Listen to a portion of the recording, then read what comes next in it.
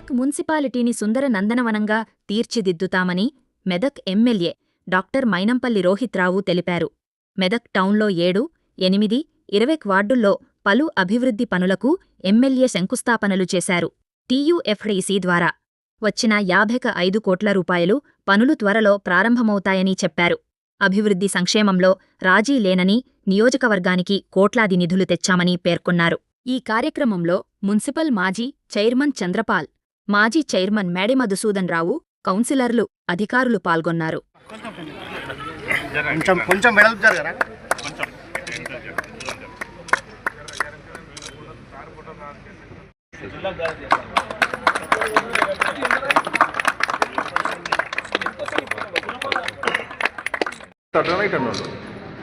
sir